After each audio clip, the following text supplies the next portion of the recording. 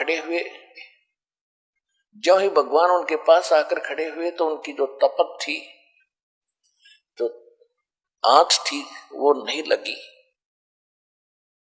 टुकड़ी ज्यों की तो गर्म थी, ऐसे ही उसमें से लपट निकल रही थी।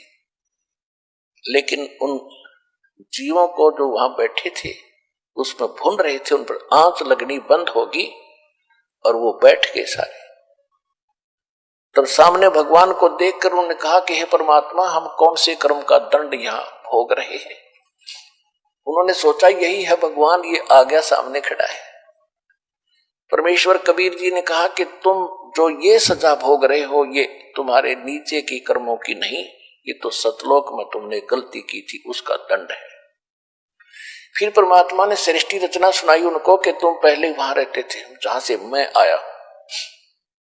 वहां कोई मृत्यु नहीं थी, वहां जन्म नहीं था, कोई रोग नहीं था, किसी चीज का अभाव नहीं था।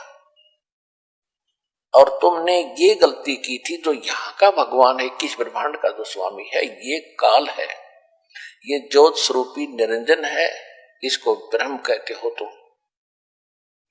तो इसने एक गलती की थी ऊपर, इसको श्राप लगा था उस कारण से कि 1,00,000 मानव शरीरधारी प्राणियों को ये नियत खाओगा।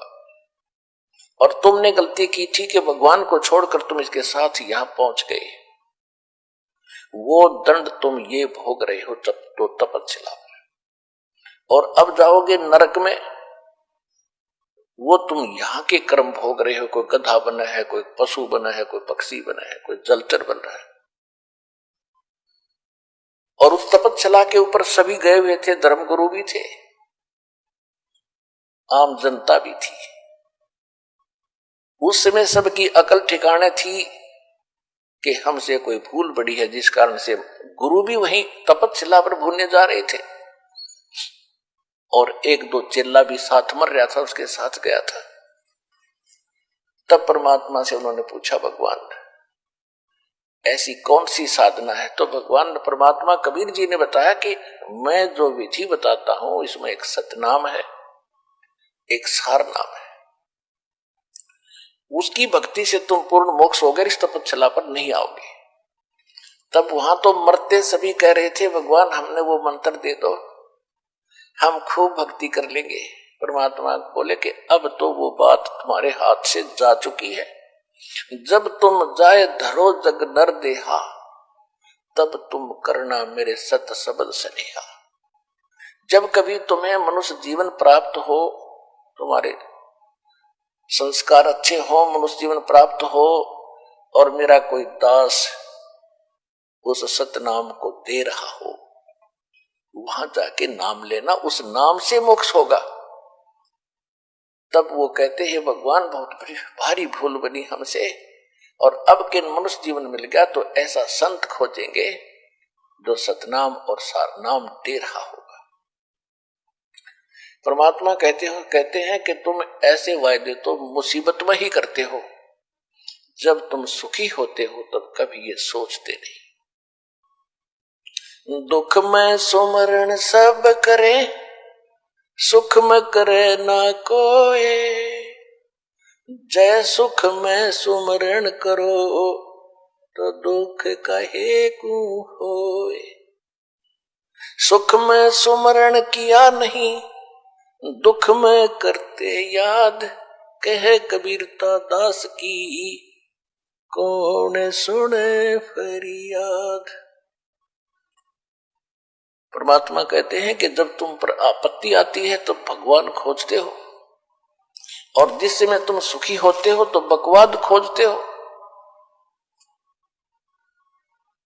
यदि आप सुख में भी भक्ति कर रहे होते तो दुख नहीं होता। और जब आपत्ति आई तुम अब कह रहे हो हम भक्ति कर लेंगे, कि अब नहीं बनेगी बात।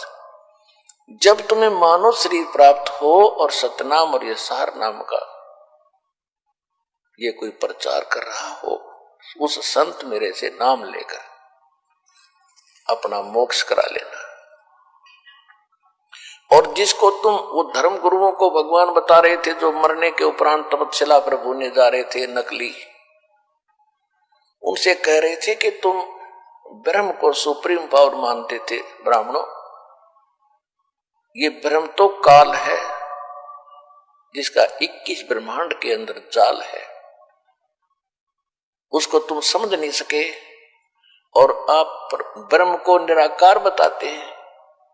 अब देखो इनको खाने के लिए वो ब्रह्म आ रहा है, वो काल आ रहा है, वो देखो सामने से। अब काल ने अपना टाइम फिक्स कर रखा है और उस टाइम के समय वो सभी जितनी भी आत्माएं उस तपस्या के ऊपर भुनी जाती हैं, वो भुनने के बाद अपने आप निकल जाती है।